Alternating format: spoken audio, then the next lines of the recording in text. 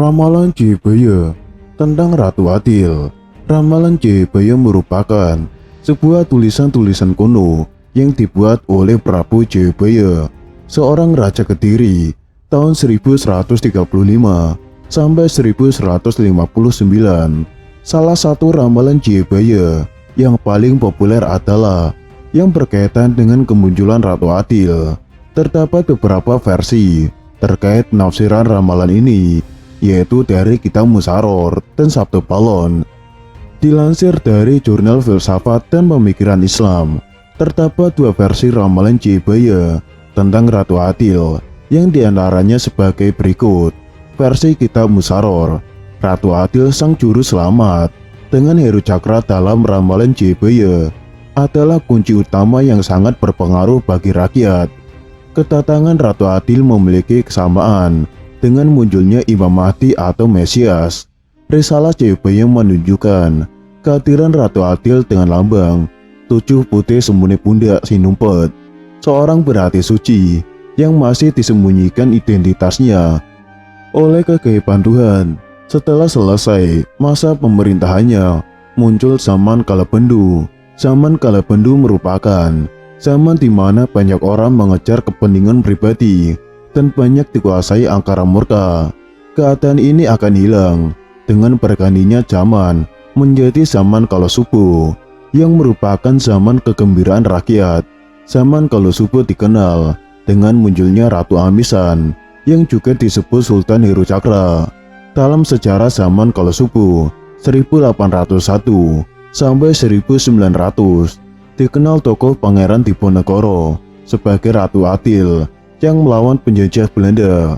Pangeran Diponegoro dalam sejarah mempergunakan gelar Sultan Abdul Hamid Heru Cakra Kabirul Mukminin Sayyidina Panatagama Jawa Khalifah Rasulullah, yang berarti Sultan Abdul Hamid Heru Cakra atau Ratu Adil Kabirul Mukminin, orang pertama dari orang-orang yang yakin, Sayyidina atau pemuka agama, Panatagama Jawa atau pemimpin agama di tanah Jawa, dan Khalifah Rasulullah atau Khalifah Rasulullah.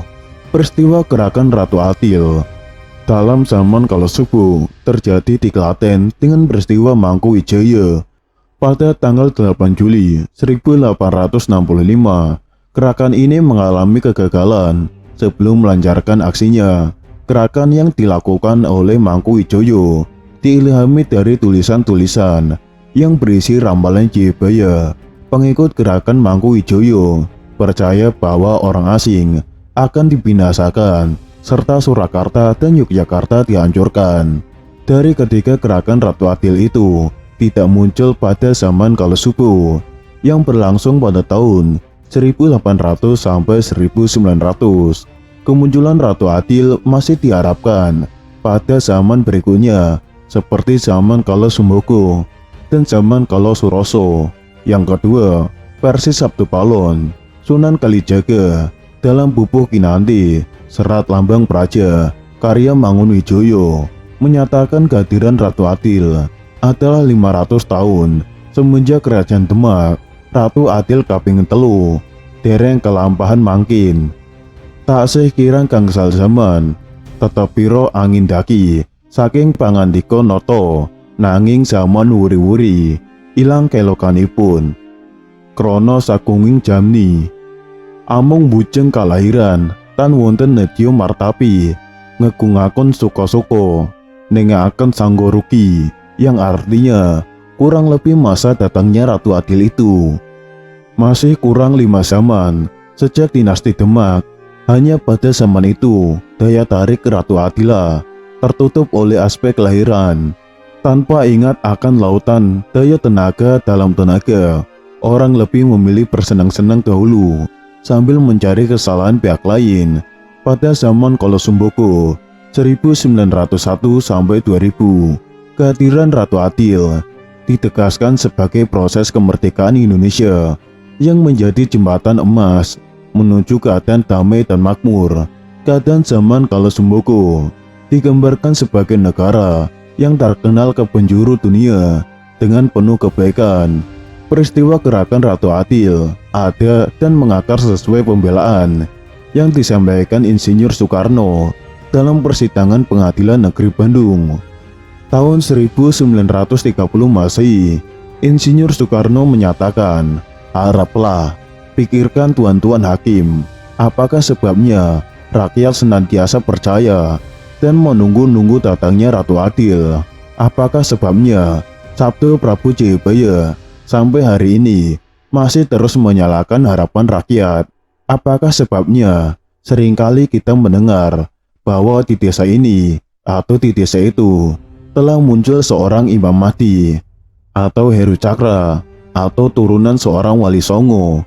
Tak lain tak bukanlah oleh karena hati rakyat yang menangis itu tak berhenti-hentinya, yang habis-habisnya menunggu-nunggu atau mengharap-harapkan datangnya pertolongan, sebagaimana orang yang berada dalam kegelapan tak henti-hentinya pula saban jam, saban menit, saban detik menunggu-nunggu dan mengharap-harapkan kapankah matahari terbit. Dalam ramalan Raden Ngabei Ronggo Warsito menyebutkan, kelahiran Ratu Adil adalah tahun 1877, bertepatan dengan tahun 1945 Masehi. Tahun tersebut merupakan kemunculan Ratu Amisan yang diungkapkan dalam ramalan Jangka Jayabaya. Ramalan dalam kitab Jongko Lodang ini dipersonifikasikan dalam sosok Insinyur Soekarno sebagai proklamator yang memimpin kemerdekaan Indonesia. Kemunculan Ratu Adil selalu dinantikan kehadirannya oleh masyarakat Indonesia. Hal ini disebabkan karena adanya anggapan bahwa dengan datangnya Ratu Adil akan memberikan jalan keluar atas kerusakan tatanan sosial, politik, sosial ekonomi, dan sosial budaya. Seperti yang kita ketahui, Ratu Adil adalah mitologi Jawa yang dalam serat-serat kunonya menyatakan bahwa akan datang pemimpin Nusantara yang akan menjadi penyelamat, keadilan, dan kesejahteraan bagi masyarakat. Pemimpin itu disebut juga Heru Cokro. Ramalan tentang datangnya Ratu Adil ini berasal dari Prabu Jayabaya, seorang raja kerajaan Kediri yang hidup pada sekitar abad ke-11. Dalam kitab Musaror Jayabaya disebutkan bahwa pertanda kedatangan Ratu Adil antara lain kemelut sosial, malapetaka alam, serta jatuhnya raja besar yang ditakuti. Ratu Adil dalam bahasa Jawa berarti raja yang adil. Ratu Adil kadang disamakan dengan istilah Sadro Biningit yang juga disebut dalam Jangka Jayabaya. Pendapat lain percaya bahwa keduanya adalah pribadi yang berbeda. Dalam hal orang yang dipercaya sebagai Sadro Biningit belum tentu bisa menjadi Ratu Adil.